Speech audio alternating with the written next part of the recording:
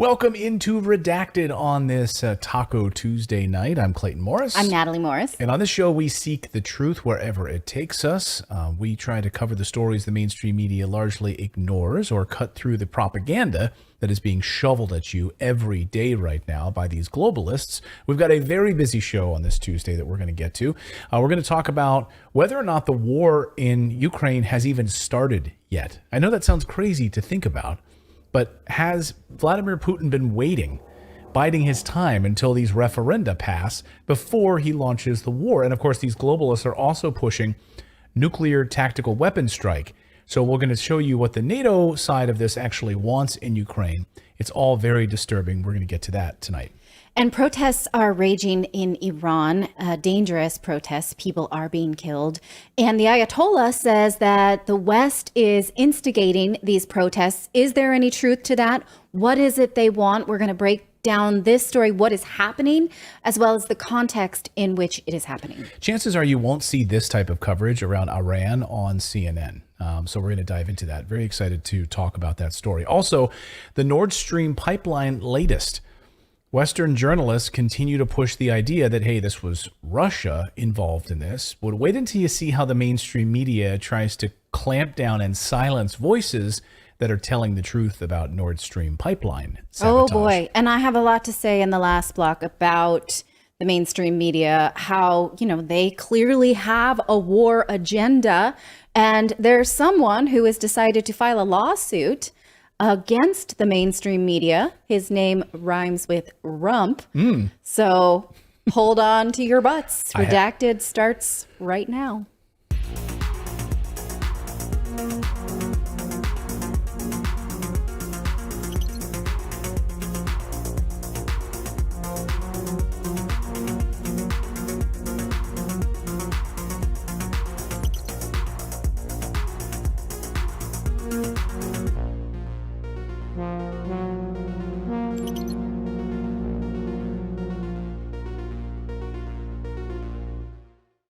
Welcome into Redacted. Guess who's back? I'm back. And guess who is having a 1-year anniversary with this show?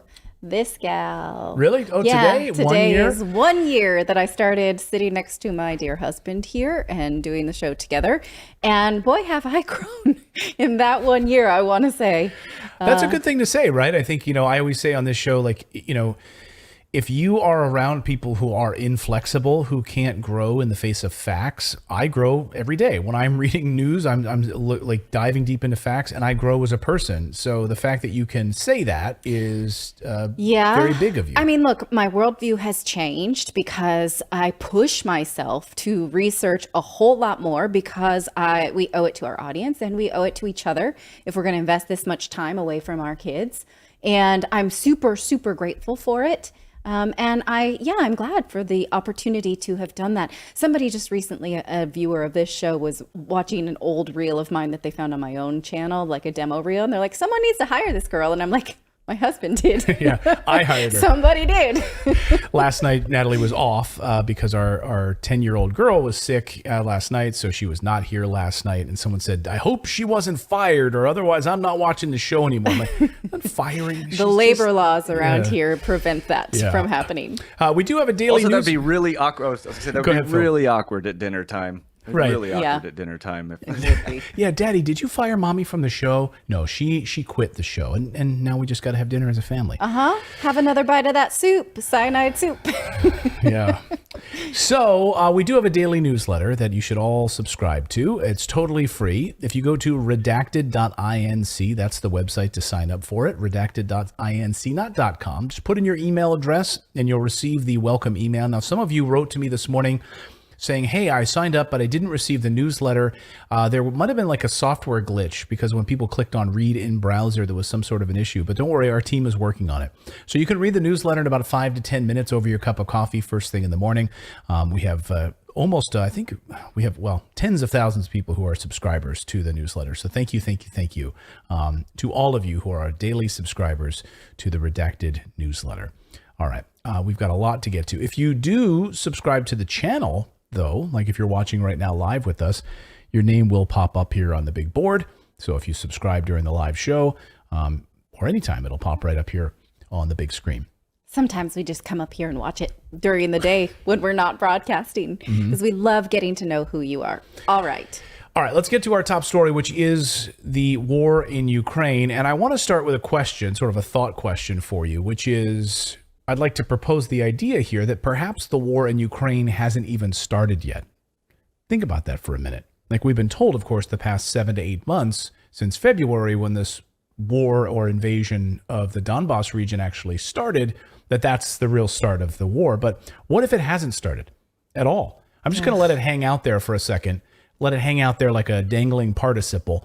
And you guys let me know in the chat if you think it's actually started or if it's about to. We'll come back to this in a moment. But first, American cities are preparing for a nuclear war. Now, if you're traveling on the subway in New York City, or you're in Los Angeles, or you're in San Francisco on the BART system, you may have noticed, if you're in New Jersey on the train stations, you might have noticed that there are nuclear preparedness signs popping up.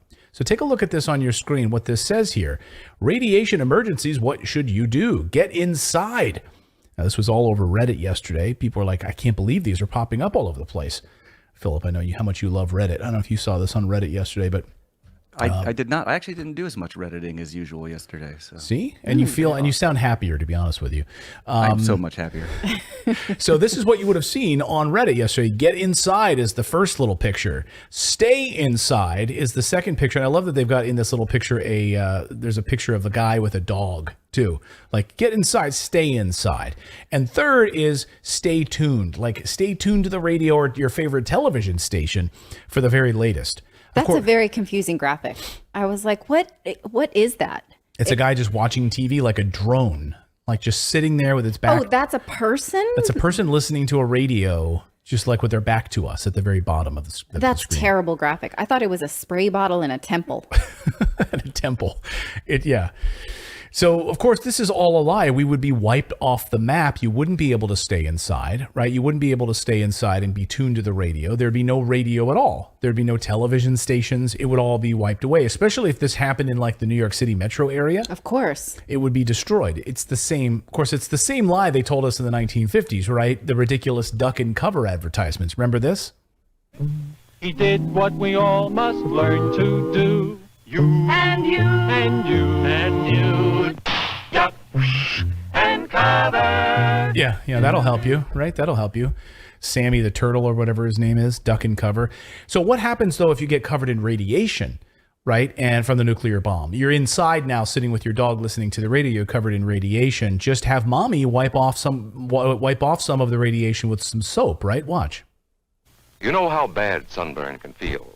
The atomic bomb flash could burn you worse than a terrible sunburn, especially where you're not covered. Oh. Now, you and I don't Thank have you. shells to crawl into like Bert the Turtle, so we have to cover up in our own way. First, you duck, and then you cover.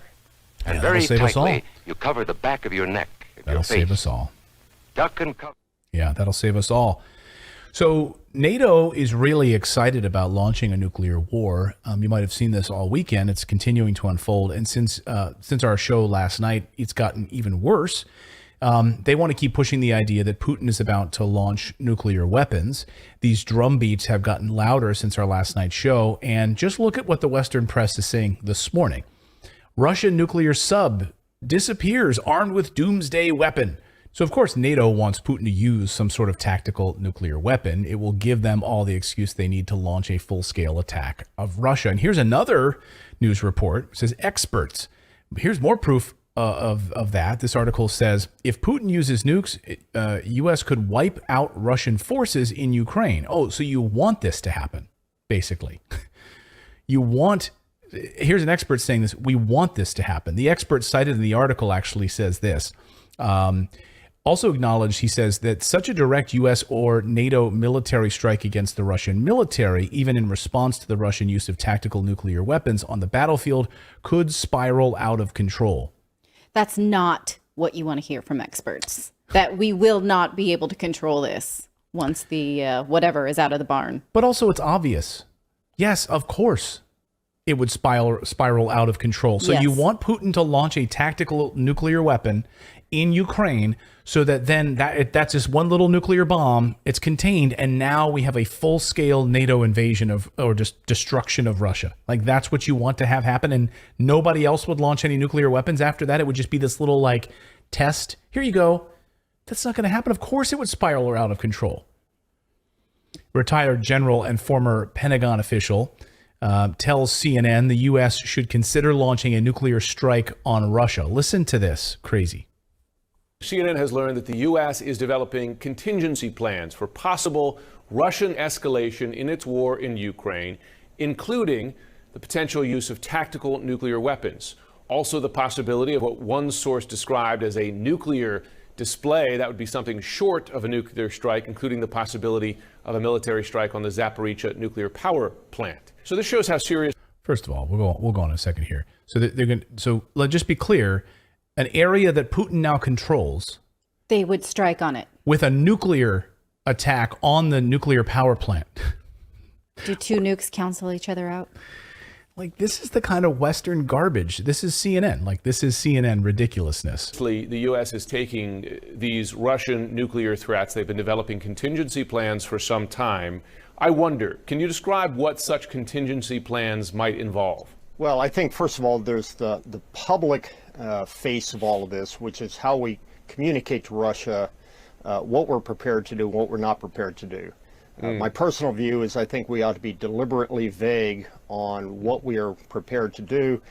Anytime you draw a red line, that commits you to a certain course of action. Look, I think it's fairly simple to lay down the options. It could be the soft side of it, which is doubling down on sanctions, doubling down on export controls, ranging all the way. So soft is draconian sanctions that are going to get people killed because they have no food, right? That's soft, according to this general. What about peace? How is that soft? So that might be soft. Like, maybe peace would be the first. That might be an option. Right. How about now we come to the table and say, we're done with war. People are dying. So he goes on. Listen. Look, I think it's fairly simple to lay down the options. It could be the soft side of it, which is doubling down on sanctions, doubling down on export controls, ranging all the way to a nuclear response of our own and everything in between. Wow. So a nuclear attack. Okay. So everything in between. What do you think? I'm horrified.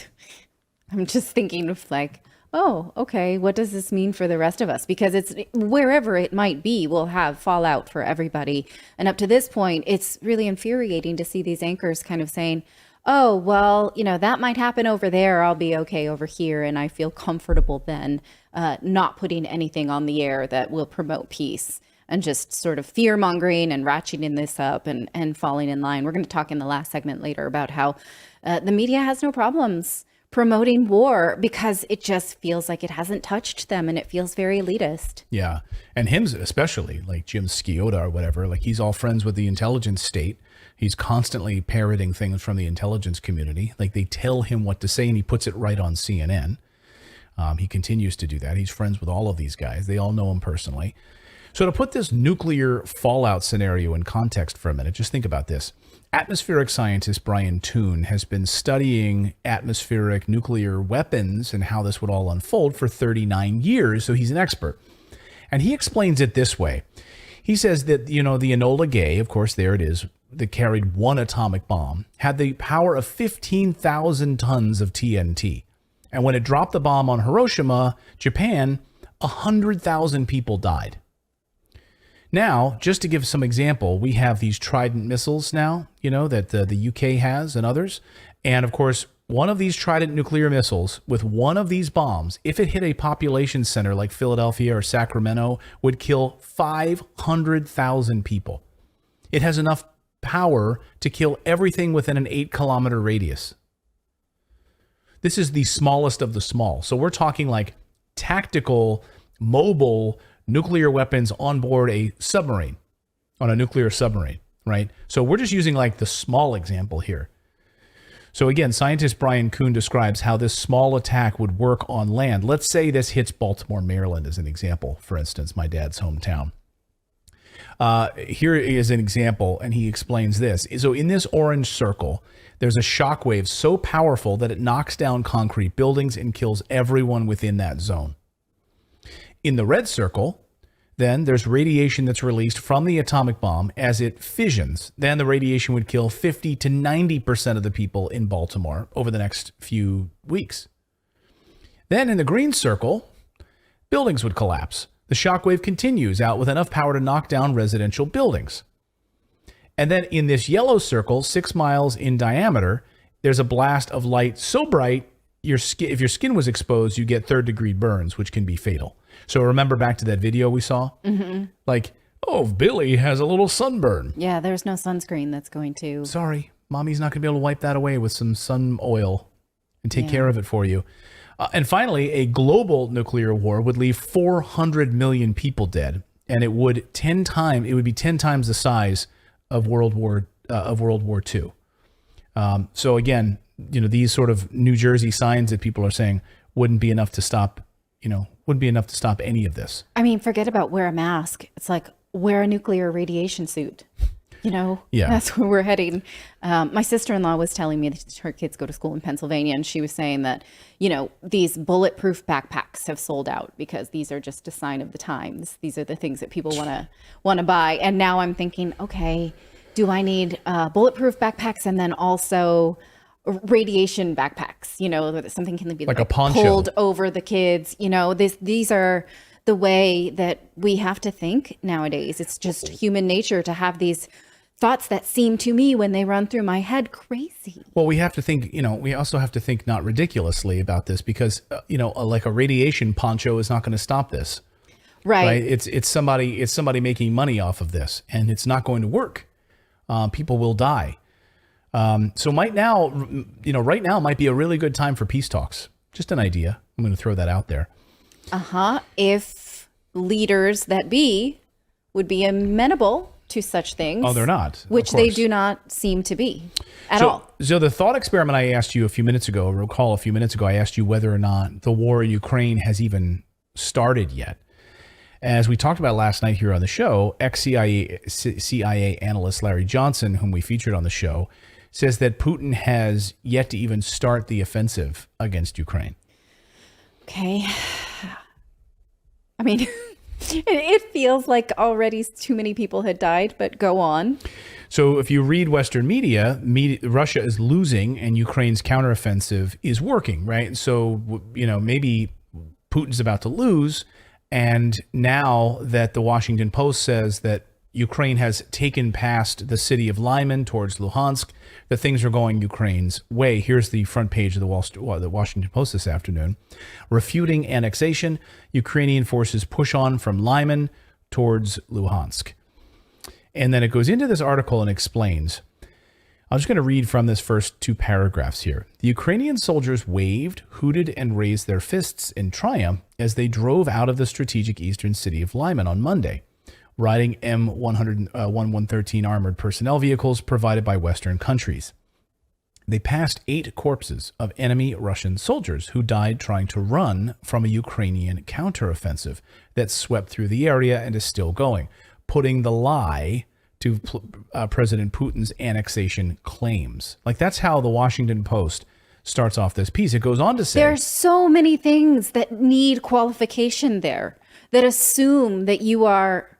That's an outrageous paragraph. That's not media. That's not journalism. No. You shouldn't write any of that without any kind of proof.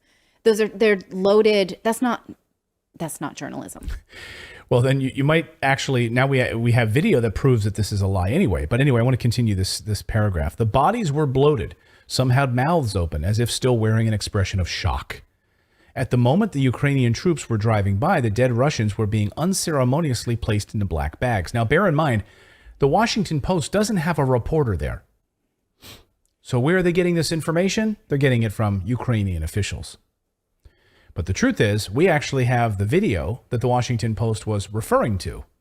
And journalists who are in the area called total garbage on the Washington Post's reporting of this. According to journalist Wyatt Reed, these were not fleeing Russians, but rather civilians who were trying to leave the area. Here's the video. I'm going to play just a little clip of it, and I'm going to stop it before it gets gruesome. Watch. Что-то они не особо спешили. So these are civilian Нормально так vehicles. прилетело. Civilian Пожитки, да? vehicles. Напизженная. Civilian Я vehicles. думаю, если там присматриваться, Cars. это Cars. каски. These are civilians and civilian cars. No Z's painted on any tanks. No Z's. No Russians. No Russian tanks. No Russian armored vehicles. So according to journalists who actually are there and covering this, those were civilians who were leaving. And by the way, this road has been detailed exhaustively, that this road is not the kind of road that any military would be using for a major retreat. This is not a road that would support tanks, any of it. It's a road that was being used by civilians. So thanks, Washington Post, for your excellent journalism. Meanwhile, excellent journalist George Eliason, who's an American journalist living in the Donbass, says that Putin hasn't started this war yet. And the Western media coverage is total propaganda around this. He says that this idea that Russia has failed leaving the city of Lyman is just propaganda. Listen to George. Russia's got to get into it, the war. They still haven't yet, in real terms. They were limited by law what they could do because it was just, a limited excursion. It's like the president of the United States says, I'm going to send troops over there to do this. Well, without an active war, you can't bring in, all the equipment, all the tech, the soldiers, et cetera, et cetera, et cetera. It's very limited. They're untying their hands right now. And that's part of what the referendum was about. It was to make sure, because they're not doing it for foreign countries now, they're doing it as self-protection part of Russia. Now, George Eliason, of course, has been the target of Ukraine since 2015. They've tried to go after him and try to silence him for telling the truth about what's been happening there. That's why this referendum was such a pivot point, right? Because it's no longer a foreign operation. Now that is home territory, according to Russia. So we'll see, right? I asked you earlier, do you think that Russia has even started the war yet? Yes or no? Let us know in the chat below. Well, what they told us, Vladimir Putin opened his mouth and said, once we consider this homeland, the territory changes, the game changes, and our military movements change. We know this. Right. That's not guesswork, that piece anyway. What's guesswork is how high this will ratchet and then how far beyond that region it reaches, which is why the rest of us are watching and questioning and trying to figure out if there's even anything we can do.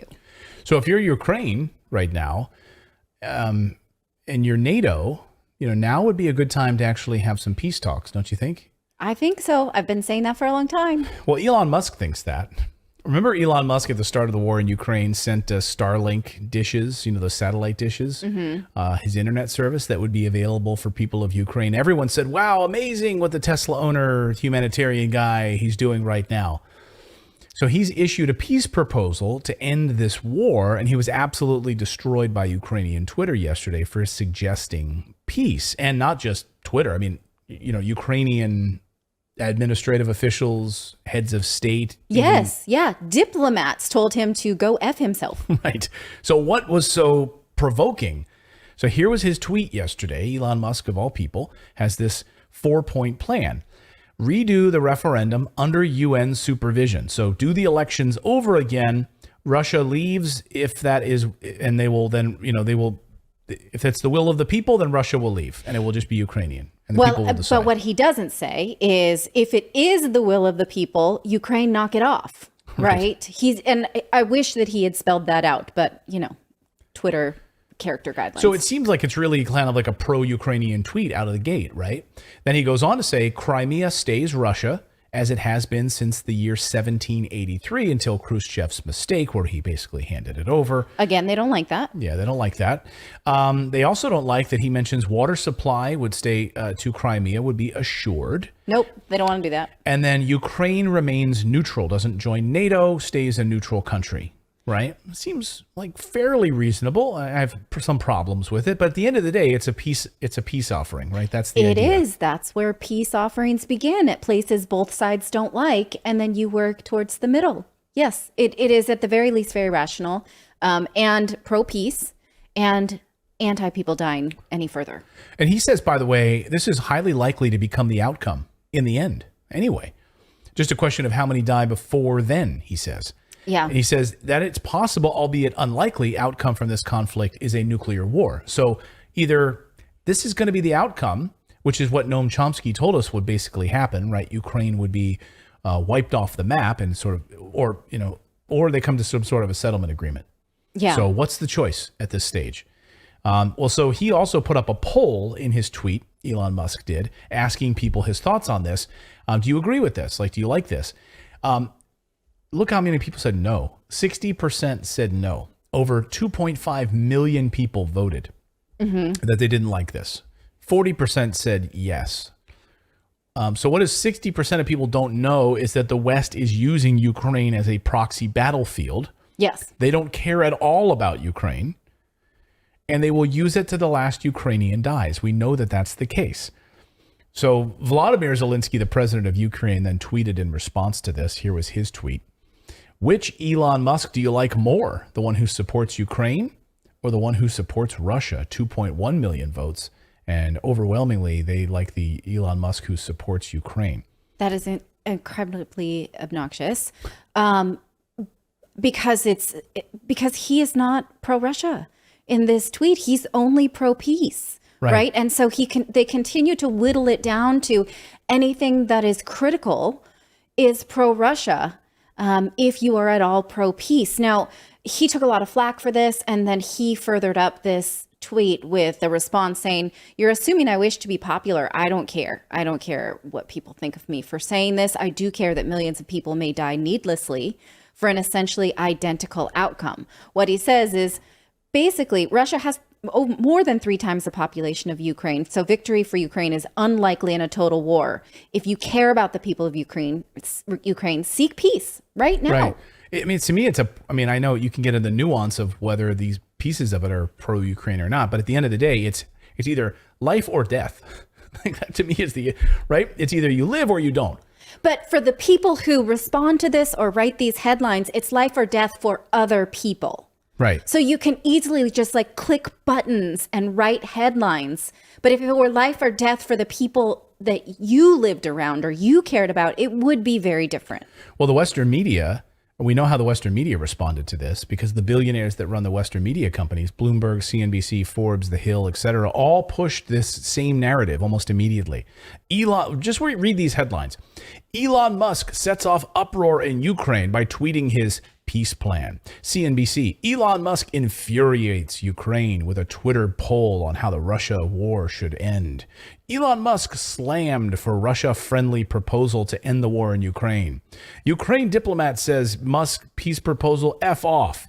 So if you could rewrite all of those headlines, like let's just take the But they always do this to him, right? He is disproportionately a recipient of these types of headlines. So that in itself is not, it's like spin on Ukraine, spin on Elon Musk equals really good day if you're a headline writer. Like, yay, this is what I'm trained for. Click, click, click, right? So yeah, you could rewrite these headlines, right? I mean, you could change any of them to be, well, this is actually pro-peace. Like Elon Musk is slammed for suggesting peace, in Ukraine. Like globalists slam Elon Musk for wanting to end their endless war in Ukraine. Like you could rewrite them to be more accurate, but they don't. And then meanwhile, just a few moments ago, short time ago, Zelensky issued a decree ruling out peace talks with Putin. So he signed this into law in his own country. And I thought to myself when I saw this, I thought, is he doing this so that no predecessor that comes after him can then instate peace, right? Because it is law or something like that? Or is it just another move like the one he did last week where he signed something and it seems like he's doing things? I'm not exactly sure what that means, but it's just like, I'm ruling this out so we will never do it because it's a very confusing move. Right. To back yourself into a corner. It seems, only fools are immobile in any kind of conflict, right? Right. So you're really tying your hands here, right? You're tying your hands saying, well, I can't negotiate peace with Putin. Like, I'm not going to talk to him. So now you're literally telling your people, we are about to be wiped off the map, because you're lying to your people when you tell them that you're winning this war. You have the help of NATO and Western media telling people that you're winning this war, but you're not.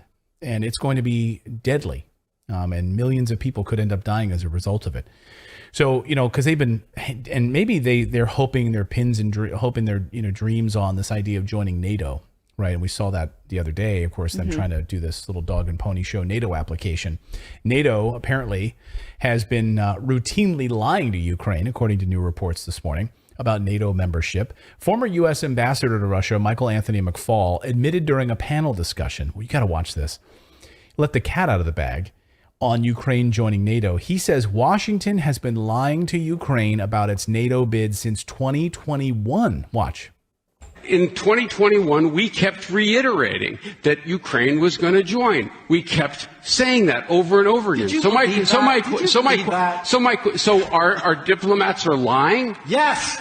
Yes, that's the real world, guys. Come on. But you can. So that's the real world. Wait a sec. Our diplomats are lying all the time, yet the Russians should trust them when they offer assurances. I know, it's so funny, right? That's this idea. We've been lying to them for years about getting NATO applications. So we were never going to do it. We've been dangling it as a carrot, and we're just going to use your country as a proxy country to run our wars. And who was in that audience that's like, yeah, that's funny. Haha, we're talking real folks now. It's the same people that were in the Mike Pompeo audience where he admits, former CIA director, and he's like, we lie. That's what we do with the CIA. We have whole classes on it. Everyone's like, oh, that's great. That's great. We really do that. I was just about to bring that up. Like, it's so funny when you get these people in these positions that, like, they get so caught up in the audience, they don't realize that they're just like, they're opening the doors and shining all the light in on their dirty little secrets. Right. It's just amazing to me. Well, it's like when Liz Truss in the UK, she says, when she was talking about using nuclear weapons, and she's like, yeah, you have to. And the audience is like, yeah, let's use nuclear weapons. Let's do it.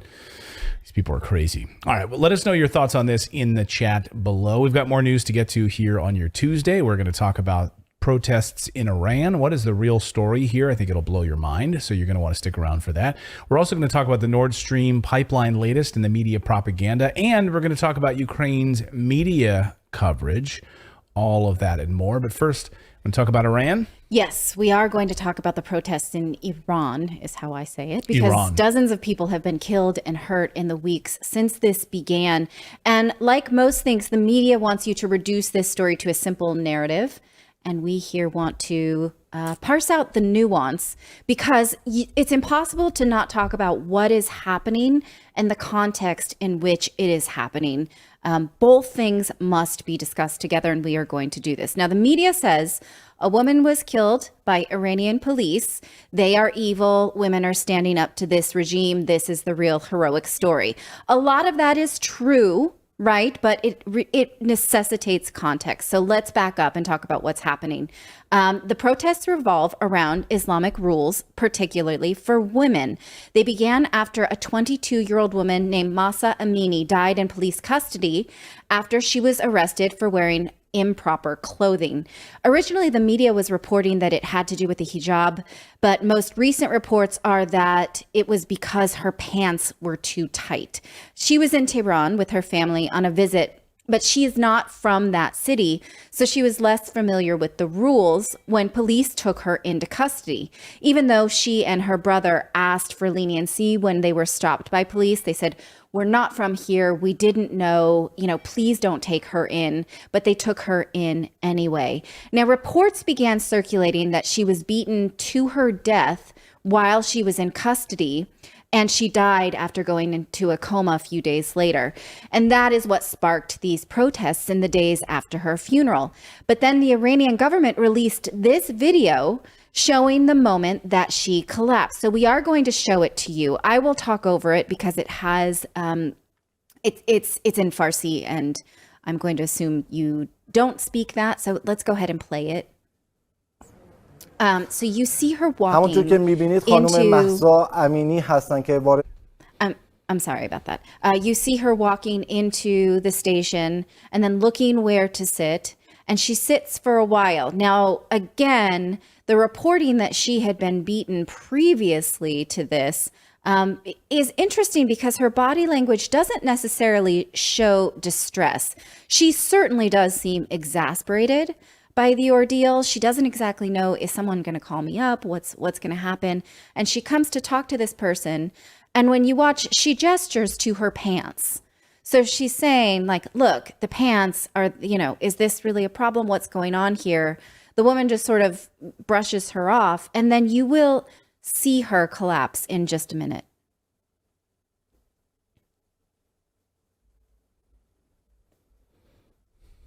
So now the narrative that, well, she collapsed because she had been beaten before that doesn't necessarily seem consistent with her body language, right? So now after this collapse, she did go into a coma. She did die days later. Now, thousands have taken to the streets in Iran, as well as around the world, to protest Islamic rules. Here is a protest this weekend. This was posted by an Israeli actress.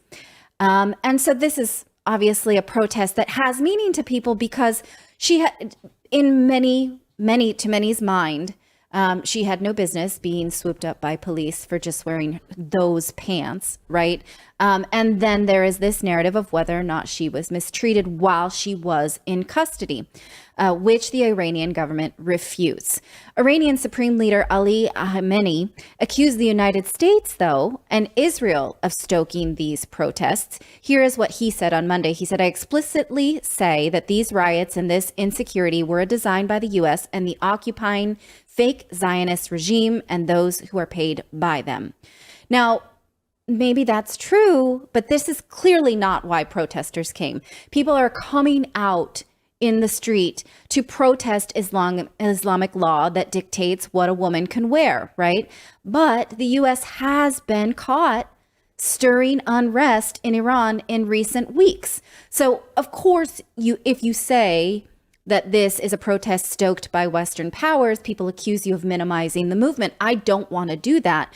I want to acknowledge that both things can be true. Right. Right? It can be exploited by the West, and it can also be a legitimate movement, a movement of legitimate intent, albeit a dangerous one. That's Right. why it does matter who stokes it. It's the exact same thing that happened during the Arab Spring, right? Of course, this was part of it, right? It says there was among young people in Iran that there was this discontent, but at the same time, Western money and Western intelligence operatives absolutely using this as an opportunity to stoke violence and to create unrest in this country. Right. It matters because the West talks a good game about not interfering in other republics. It matters because the West is provoking people, if that part is true, into a cause that will bring about their own death. Right. Right. It matters because these are dangerous protests. And I had to sit here and I wondered, would I bring my daughters to this? Would I allow my daughters to then remove their hijab knowing how dangerous it is for them? Would I go, for them? Like, these are uncomfortable questions that I don't have to subject to my daughters. But this is why this is such an important thing. There's this viewpoint, though, of social change. Will this then bring about social change? Will it help shift the rules that these women live by? Maybe. In fact, you're seeing all kinds of inspiring images such as this, women removing their hijabs in protest and singing. But you will notice that they are careful not to show their faces because it's so dangerous for them.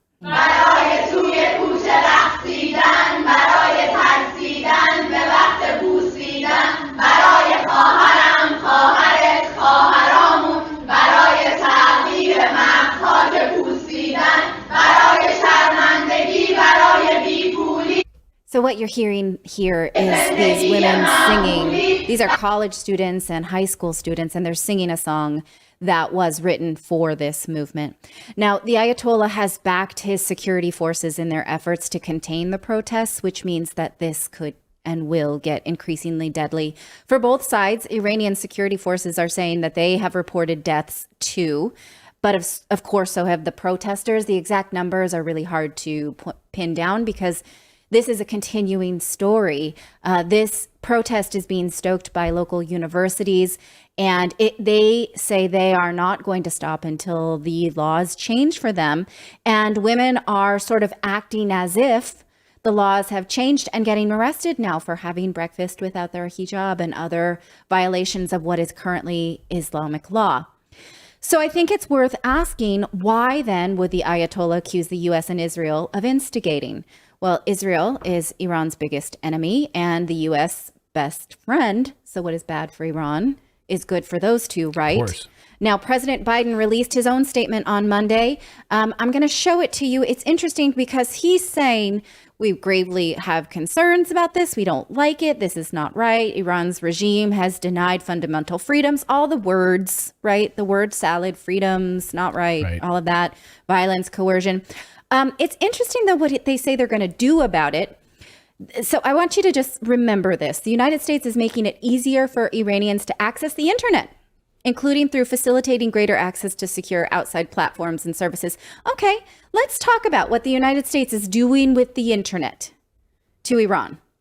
Okay? Because in recent weeks, just about a week and a half ago, the Washington Post published this article about a report that accuses the U.S. of promoting misinformation abroad through the Pentagon in Iran.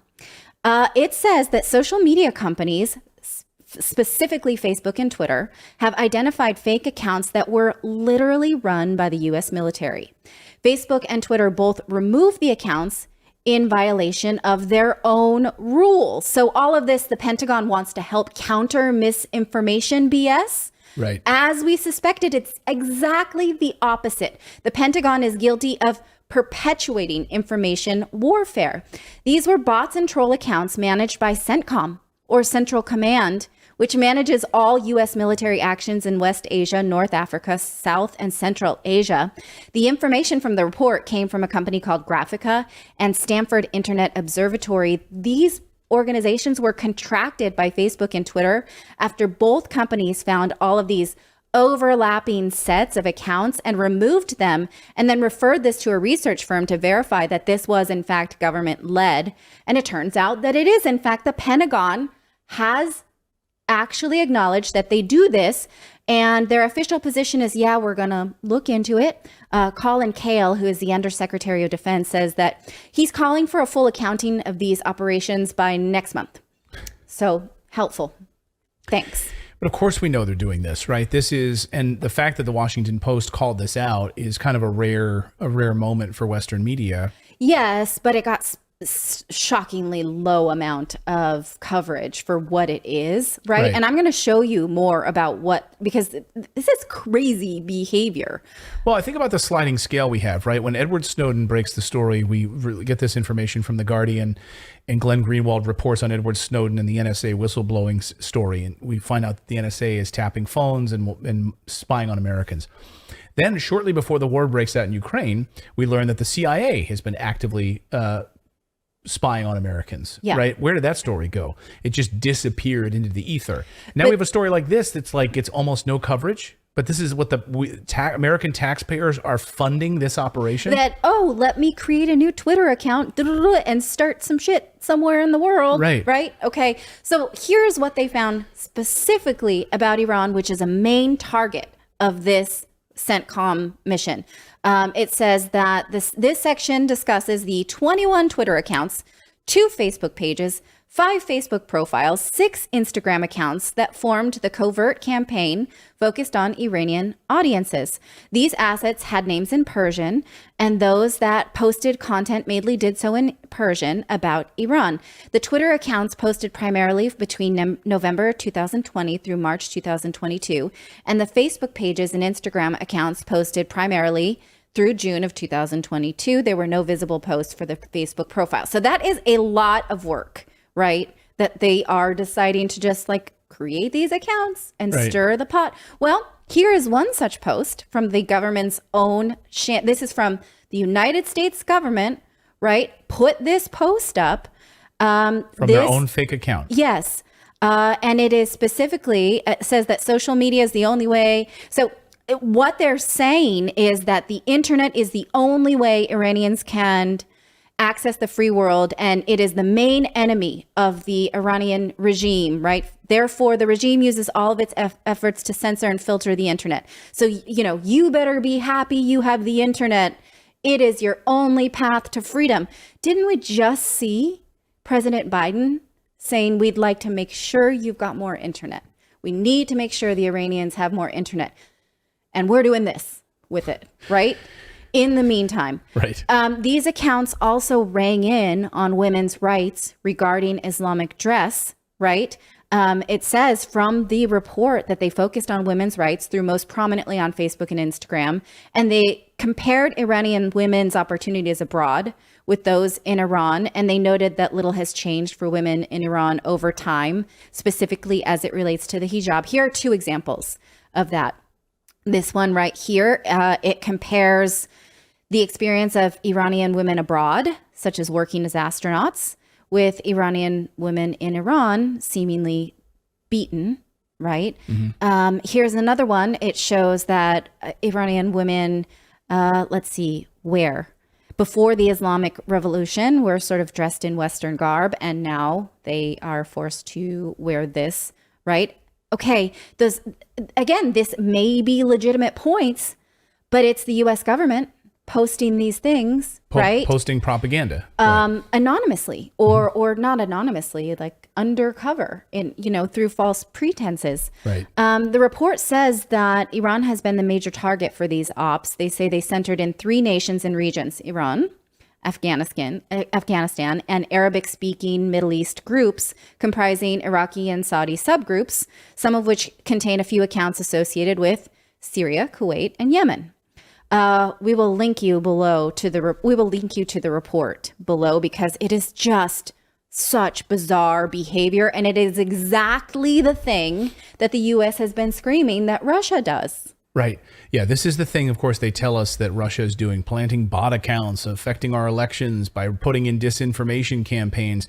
And then the United States government under the Department of Homeland Security is setting up a disinformation campaign organization led by the Department of Homeland Security that's going to be making sure that you're not being lied to on the internet with fake accounts and fake Twitter handles and fake Facebook posts and propaganda. We're going to try to protect Americans from this type of content, and yet we are creating it. Meanwhile, actively. CENTCOM is like, that's a good idea.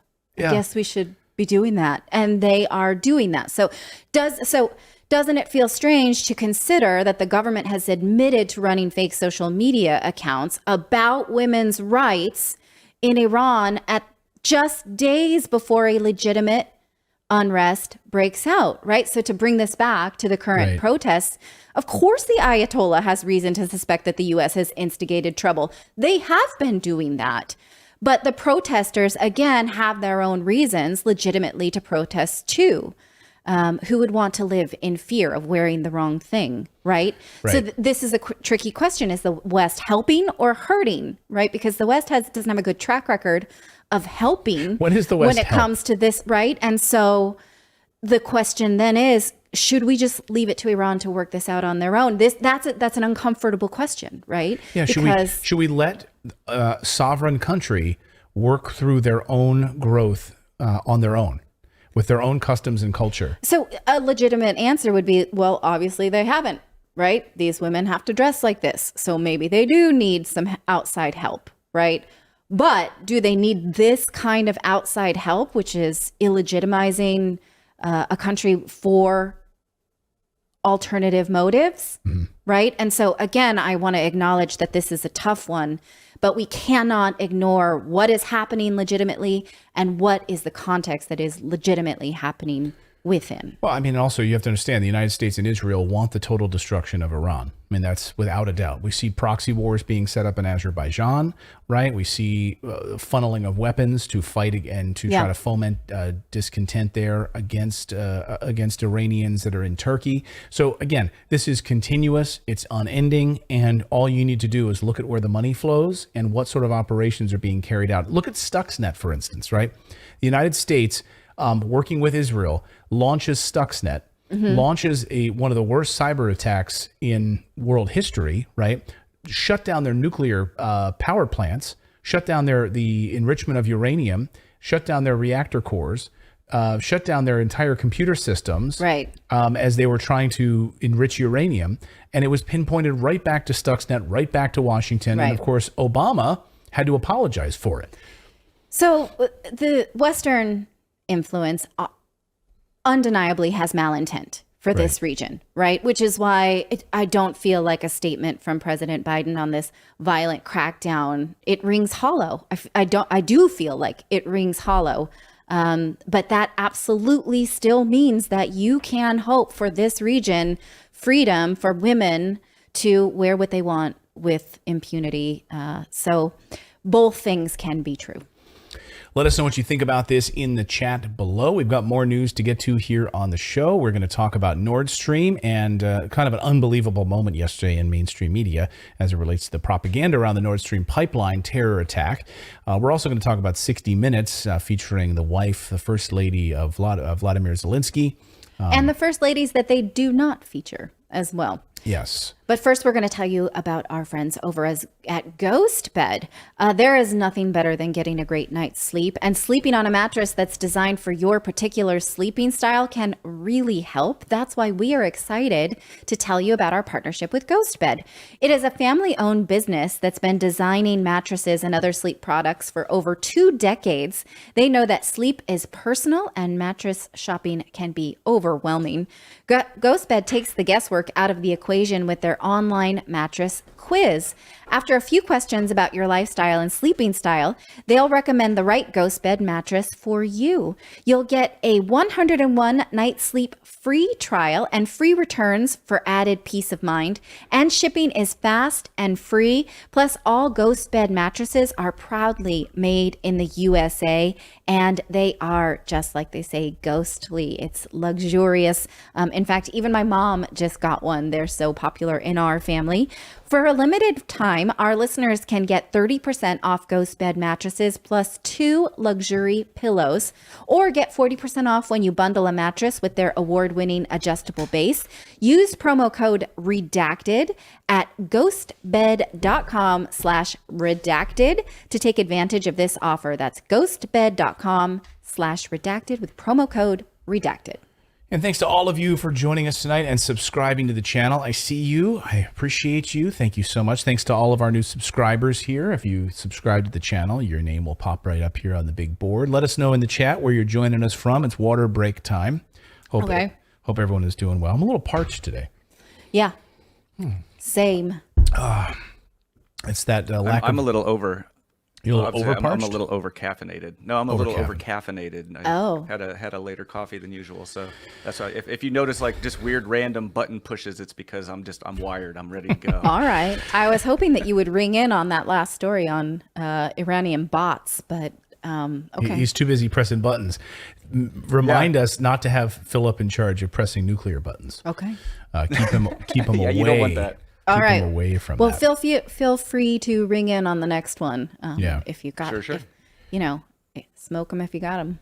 All right, let's talk about this right now. And right from the very first moment that we learned about the Nord Stream pipeline attack, we knew who was responsible, right? Anyone with a brain understands this. This was the largest eco-terrorist attack in history. To anyone paying attention, it became immediately clear that it was the United States directing traffic on this. Now, did they actually pull the trigger on this? Was it, United States Marines or Navy SEALs dropping down on a rope and doing it? Who knows? But they certainly were driving the traffic on all of this. And were they able to push this off on somebody else? What is it called? Plausible deniability?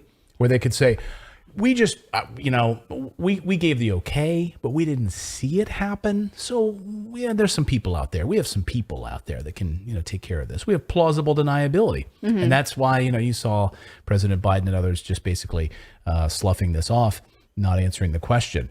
The Western media, though, has been burying the story. I mean, go to CNN, go to BBC, go to these other Western media outlets, and they've just ignored the story. Think about this as like a 9/11 style terror attack. Yeah. Ecological terror attack, and it's been largely just pushed away and ignored.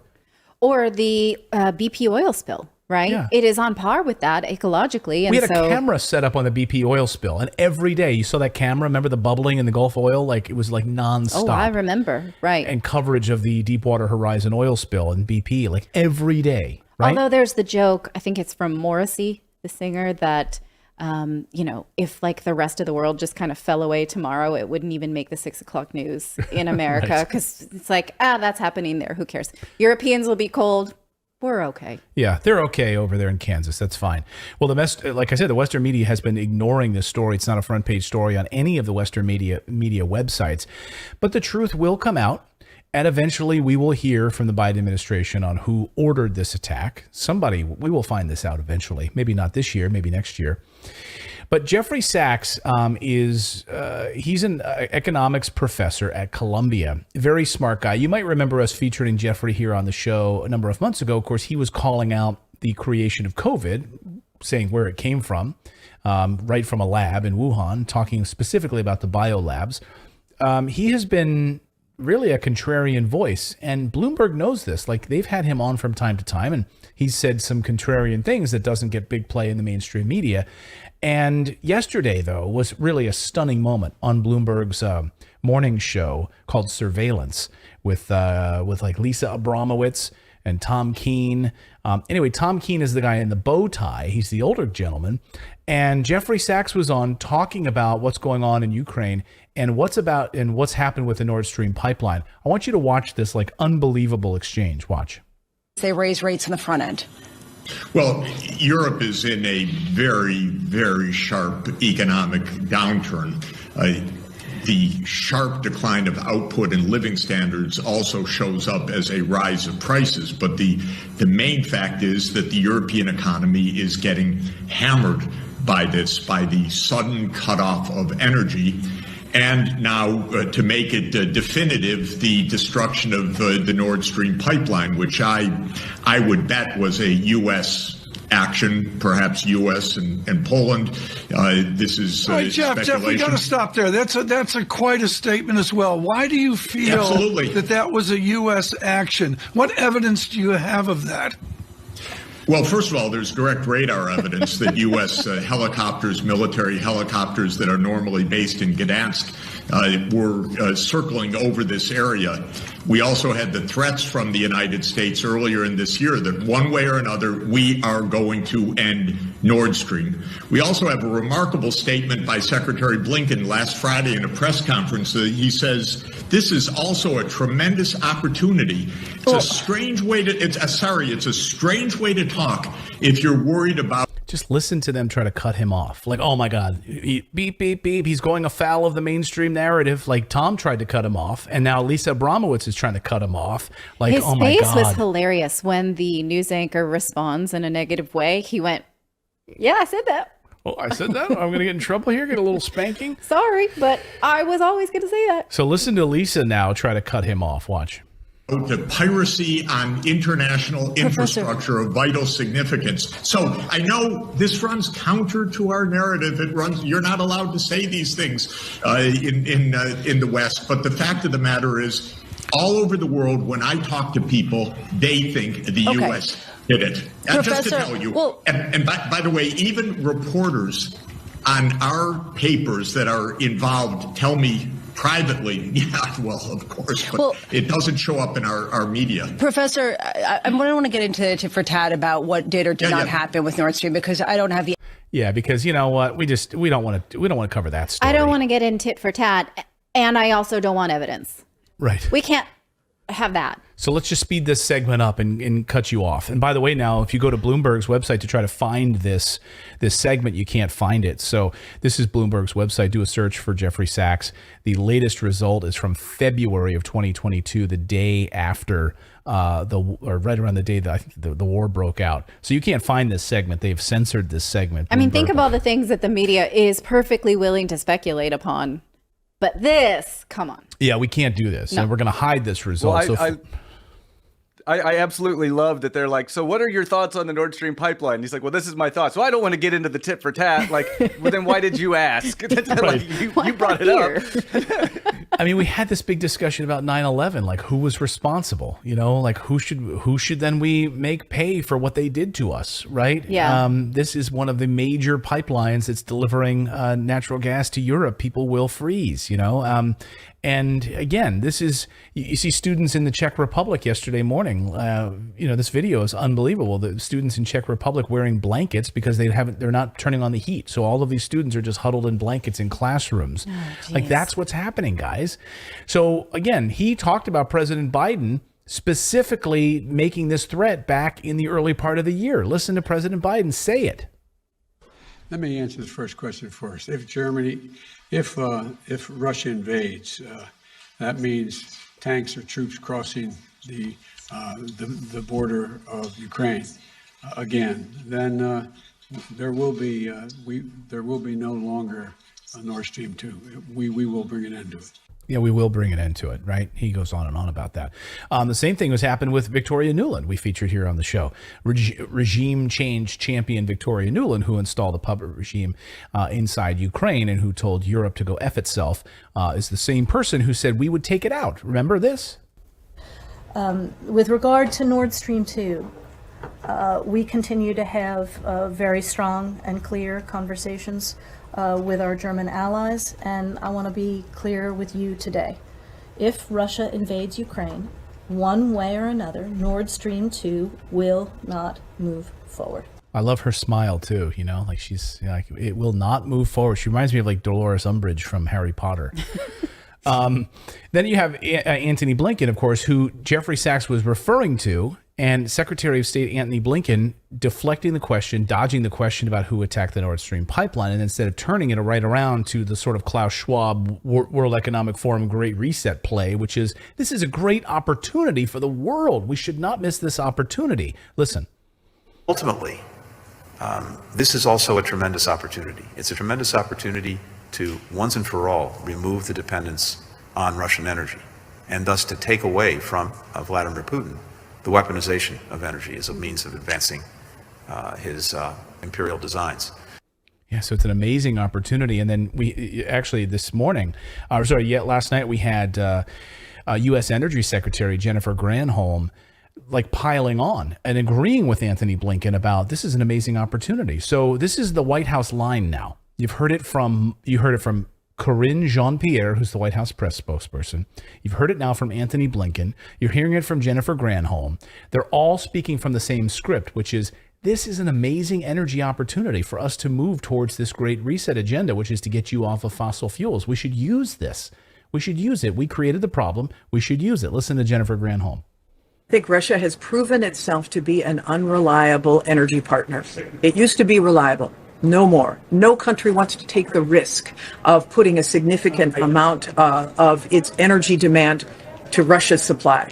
It is clear. And in fact, I think this accelerates the EU's push to become energy independent through clean energy. And they're building up their own homegrown energy. I'm at the IAEA conference, the International Atomic Energy Agency conference. Every country is looking at the risks associated with putting too many eggs in one basket or putting too many eggs in the basket of petro-dictators and the volatility of the fossil fuels that accrue from that. Everyone is looking to how I can become energy independent. Yeah. Okay. So all of this was a great opportunity. Don't let this opportunity pass you by. It's like a television commercial, right? Are you still hoping you'll get gas from the Nord Stream pipeline this winter? Well, don't let this opportunity pass you by. Put up some solar panels on your house. Buy an electric car. We know you'll freeze, but that's okay. Like, don't let this opportunity pass you by right now. You can freeze as your patriotic duty. Right. So. Well, this seems a lot like trying to get out in front of the story. Like, when a scandal's about to break and then somebody like admits to it before the press releases it, so that you're out in front of it and it looks like, no, it was fine. It's like they're hitting this PR before it's official who did it. Right. Yeah. Right. So right. Then yeah. We told you like this is an opportunity, so we don't know exactly who did it. We'll pretend that we still don't know exactly. I mean, you can talk about how look, we should have been prepared with alternative energy, which sure. Yeah. That may be a valid point. I don't think the green energy that the powers that be is promoting are the answers. But yeah, everybody would like to be less dependent on something that they do not produce. But it's really scary to have your children freezing. We've been through this before because we lived in an area in New Jersey where our power would constantly shut off for big storms like Irene and Hurricane Irene, Hurricane Sandy, and we would be without power for weeks on end. And to have my babies were really small at the time, like 1 and 3, and to have them freezing in a house and I had no alternative was terrifying. And this is the future that you feel so helpless when you have, and remember they got colds, their whole faces were red. We didn't have the third baby at the time. And I remember how scared I felt and that's because living in a society that I had no options to like chop down wood and like make, I mean, we had a fireplace, but when they went to bed, it just was really scary. And this is that small taste. And that was that was a natural disaster. Yes. Right. So this is man-made. Right. Like, we have a choice. And so these schools in the Czech Republic that are literally shutting down, they haven't even turned on their heat because they can't.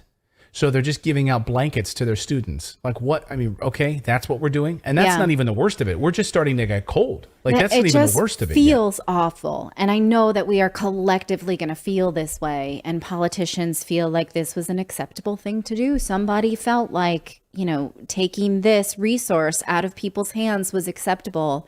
And it turns my stomach to think about it.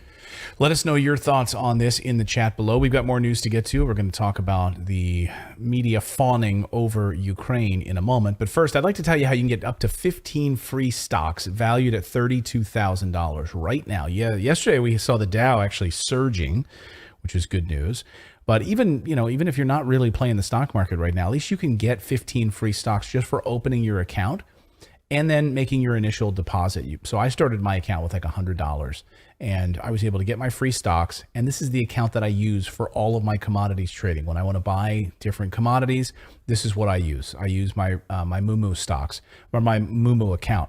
And you'll get these 15 free stocks by going to redacted.inc/Moomoo. You have to use that URL. And again, you get free stocks when you just open the account, and then you get additional stocks when you make your initial deposit. Again, you're not spending money, you're just putting money into your account. So Moomoo is a NASDAQ company with a market value of $6 billion and a global user base of 18 million people. You can trade stocks, crypto, you can build up your financial intelligence with their amazing learning platform. Again, their account is free to open and you qualify for these bonuses with that initial deposit. And again, they're giving away these 15 free stocks through the end of the month. So take advantage of these through the end of the month. And then they switch different features and things like that. So you want to grab these 15 free stocks. And I would do that right now. Moomoo also just opened up in Australia. They're Australian markets as well. With Australia, you can get 180 days of brokerage-free trading for all of our Australian stocks and U.S. stocks by going to redacted.inc/Moomoo. And we'll have a separate link in the description for our Australian viewers who want to get those additional bonuses up to $50 in stocks for opening an Australian account. So we'll have that link in the description below. All of those things are there, redacted.inc/Moomoo to take advantage of those free stocks. All right. Clayton and I are going to take the opportunity to take a swipe at the mainstream media, not just because we both are former media journalists in New York City, but because we think it is merited, because the Western media does not want peace. And that became clear. It becomes clearer every day, but it was abundantly clear this weekend in this 60 Minutes piece we're going to talk about. Of course, we as news consumers should know that we are being stoked into supporting war, but it's easy to forget when they frame it as such big, nice love affair pieces, such as the one they did this weekend with Ukrainian First Lady Olena Zelenska. Now, I have no major beef about Olena Zelensky. I think she's really beautiful and she's classy. Well-spoken, but I did find it hard to watch, especially because when we were in journalism school, 60 Minutes was held up as this bastion of real journalism. It was like must-watch journalistic pieces. We were even quizzed about 60 Minutes pieces, right? And Mike Wallace was like a champion for chasing down people and standing up to global politicians. But research tells us that the most mainstream outlets are not motivated to promote peace. They simply just do not do that. In fact, research shows that in the weeks after the invasion of Iraq, only 10% of mainstream media segments were critical of that invasion. 10%. And we know how that went, right? This was on ABC, CBS, NBC, CNN, Fox, PBS, all of them. Right. I would say now, even though we don't have this content analysis yet, I would say 10% is generous. We showed you in the previous segment someone who was talking about peace and they cut him off, right? Right. Elon Musk is now a persona non grata for this very reason. I don't feel like the media is giving any airtime to peaceful voices or people who are even critical of the conflict in Ukraine. No. They're not. I mean, when you have like generals who are on the air, you have like, we're going to go down to 4-star general who's going to tell us about why we need to launch a nuclear attack first before they get to do it. Like everybody they're turning to is, I mean, we saw General David Petraeus, we featured here on the show the other day, David Petraeus, who was basically spouting lies and saying how the West needs to continue to funnel more money and we need to strike first. Right. We need to be the ones to strike first. And in fact, mainstream media has been caught giving people titles as they come on the air saying this person is an ex so-and-so for the CIA or whatever, when they are currently weapons makers or investors in weapons companies, right? So we know what's going on here. And that's why you see that there is an agenda when they do these kind of things, promoting conflict in Ukraine. Now, the piece starts out by saying that Zelensky was not a very public figure until the conflict began. But take a look at this. Now, I'm going to have to just show you this with subtitles because 60 Minutes doesn't allow other content creators to use their videos. But this is from the 60 Minutes YouTube channel, and I screenshot it so you know that I'm telling you is true. So Zelensky said that weeks later, after the conflict began, he deployed his wife like a weapon. I really don't like the way that he thought. This is Scott Pelley dictating as if that's a good thing. Like, well, she's pretty and she's got some media training. Let's drag her out and this will help, garner sympathy for our side. I guess all's fair in love and war. And she is the confluence of both. He loves her. He's at war. Fair enough. But at the same time, 60 Minutes talks about how in July she became the first lady to come to Washington and address the U.S. Congress. In that address, we've seen it. She asked for weapons in this speech to protect her home. She goes on to say that when school began this September in Ukraine, now most schools are teaching the first lesson is where's the bomb shelter, right? But then when she's asked about negotiation, she reiterates, she says this, and by the way, there's this idea of giving up some territory in some kind of negotiation. She says, these are our people and we cannot leave them there and we would never do that. And when he pushes her and says, so you're saying there will never be peace agreements or peace talks? And she says, well, I shouldn't really do politics, but I'm saying these are our people and we won't let this go. He doesn't say why did they vote to leave then Ukraine or what of this vote? He does not push her on that. He just lets her say it, right? Right. He doesn't push her and doesn't feature journalists or journalism from that region. Maybe it would have been, here's what 60 Minutes would have done maybe years ago. They would have, well, we thought that was interesting that she said that. So we went to the Donbass to find out, what do the people of the Donbass actually feel about the Zelensky regime? Or is there a leader there who has a pretty wife that we can ask? Maybe ask the people, right? Like Eva Bartlett and Vanessa Beeley and other journalists have asked people who, Wyatt Reed and others who are actually in that region interviewing people when they voted. And people overwhelmingly were saying they've been waiting this for 8 years. They wanted to get away from this corrupt government, right? Maybe they could have done that as part of the piece. Did they? Did 60 Minutes do that? They just kept fawning over her the whole time. Yes. Yeah. Okay. He continues, Scott Pelley, to show her photos of locations around the United States where people are displaying Ukrainian flags in very public ways. So San Francisco, Florida, New York. I found this to be a really shocking display of government-led favoritism that I really couldn't digest. And I don't know why, because I'm not a super emotional person, but I got really choked up to think about all of the people who are dying in wars that will not be spoken for while we do these kinds of things. So he's, right? just to be clear, Scott Pelley is sitting there and he pulls up on a monitor to show her. Like no, he has printed photographs. Oh, okay. Old school style. So he has printed photos that CBS printed out. And he's like, oh, I want you to see how important what you're doing is to the world. I've printed out photos showing you San Francisco. Here's a photo of a Ukrainian flag hanging in the square in San Francisco. Here's another one. This one's in Tennessee. Here's this one in Florida. And you're having an amazing, like. So he's subliminally telling you, the viewer, American viewer, you support this. We are showing her what you support, and I'm telling you, you support it, right?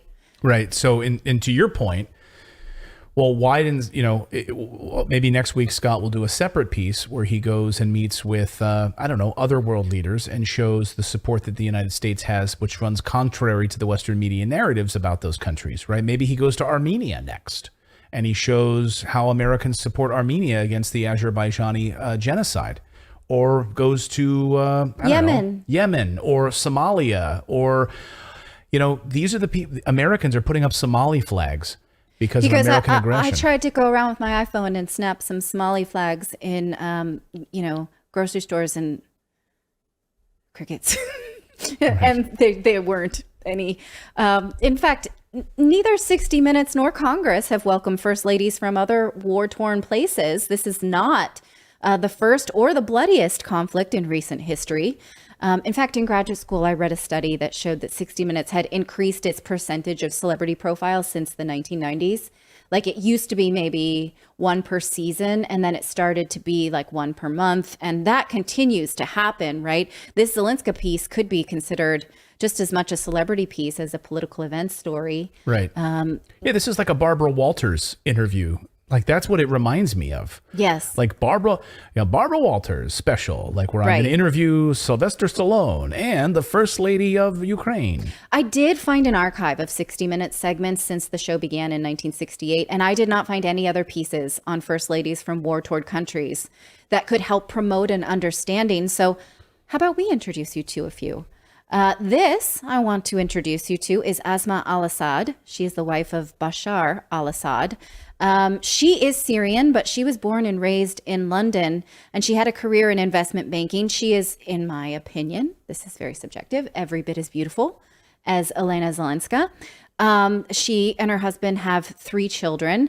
The West won't put her on 60 Minutes. In fact, the West pulled her off of Vogue magazine when Vogue did this actually flattering profile of her in 2012.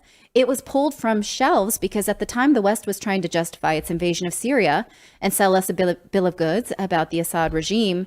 And Vogue was chastised, they were excoriated actually, for doing a nice story about her. And it was pulled from shelves and it was pulled online. Now the Guardian reports that she may lose her British passport and that she is under investigation for speaking on behalf of the Assad government, which the West continues to tell us commits crimes against its people, even though we've talked about this many times.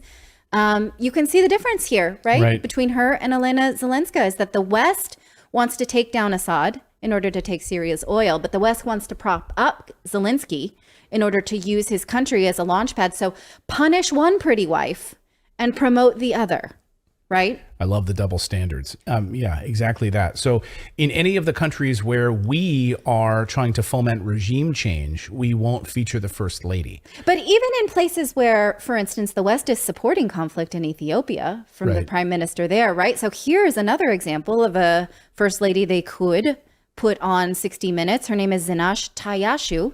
As you know, Ethiopia is engaged in a very bloody conflict. It has raged longer and bloodier than the current one in Ukraine. She was a gospel singer. She lived in exile in Colorado previously, so presumably she speaks good English. Her husband is a Nobel Prize winner, and he is involved in a tribal war that is, in fact, on the side of the West. So maybe a 60 Minutes piece on her is forthcoming. We'll wait. Yeah, I'll wait with bated breath on that. I'm sure they'll stick this one in between, like maybe doing a Lady Gaga profile. Yeah, I mean, I could keep going, right? The Yemen, who's the First Lady there? Can we, Somalia, yeah, but these are just a few.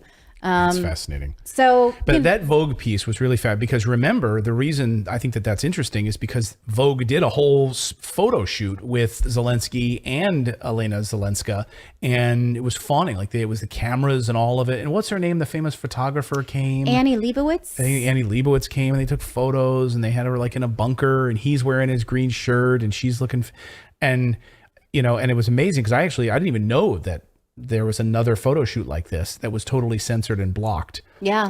From the First Lady of Syria. So just an amazing tale of double standards and hypocrisy.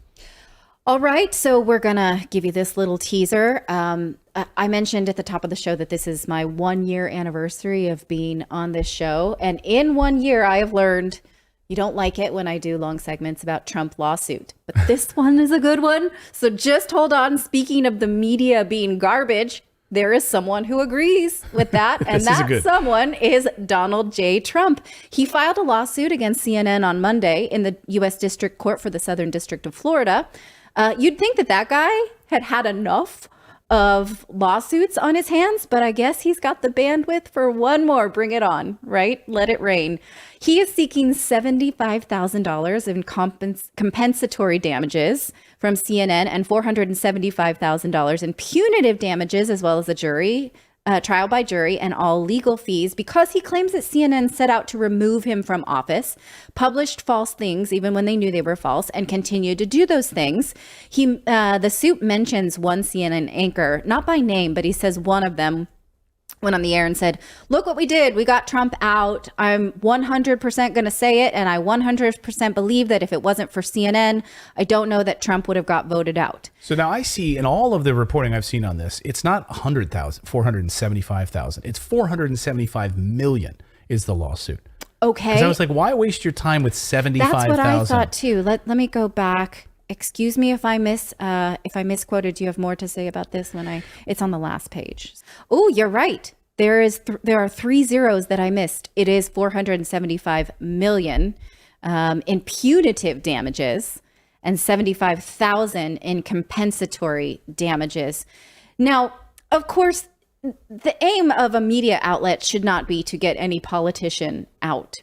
Right. We can all agree about that. And the suit goes on to talk about the network's constant comparison of Trump to Hitler, constant pushing of the Russian lackey narrative, constant use of this big lie. Right. Even when current head Chris Litch told anchors stop talking about the big lie, they kept doing that. But I see a couple problems with this suit. One is that he claims that it was CNN that damaged him to an extent that he lost the presidency because they have such far reach. That is one thing that's hard to prove. Was it really CNN that damaged him, since they have lower viewership than ever before? Can he really prove that caused harm? And of course, the bar for defamation trials of public figures is really hard to prove, because there are different standards for defamation of public figures versus private figures. So that could be a problem, but maybe he doesn't even care about winning. Maybe he just wants CNN to have to produce all of this documentation about how they have covered Trump in recent years. And you better believe there would be a lot, and most likely it would be very damaging. So the rest of us can sort of watch, sort of pop some popcorn and watch. That's how I feel about it. We can't sue the news networks for, pushing our world towards war and destruction. All we can do is just turn it off. No, I would love to see what they uncover from this, defamation suit. So yeah, this will be interesting to see. And of course, I thought about this Project Veritas stuff, and like I did a search in the news in the lawsuit, and I couldn't find. No, it's not mentioned there. It's not mentioned. Of course, Project Veritas uncovered a whole bunch of chicanery at CNN, did their whole big expose on it. So I was wondering if that was sort of the impetus for this Trump lawsuit, the stuff that Project Veritas had uncovered about CNN. It doesn't seem to be a big impetus for that. But he points out things that are double standards. For instance, when Stacey Abrams challenged certain results of elections, they don't, push the same narrative on her as they do on him. But is that illegal? Is that something you can get compensation for? It's hard to say. But is a bit fun to watch. Yeah, it is. Well, we thank you for joining us today. Thank you for your super chats. If you gave us any, we really appreciate it. I saw a bunch come through. We have a time commitment tonight, so we can't. We have a meeting, so we can't actually read those live here on the show. So thank you though for your super chats tonight. We really appreciate it. And thanks to all of you for subscribing to the channel and being a part of our great community here. We really, really appreciate it. Don't forget, tomorrow you can get our newsletter, which is first thing in the morning, delivered to your inbox by going to redacted.inc. Again, redacted.inc gets you the newsletter. It'll be delivered to your inbox first thing in the morning. And we want to thank you all for being a great part of our community here. So we will see you back here tomorrow at 4 p.m. Eastern time. Bye, everyone. Bye.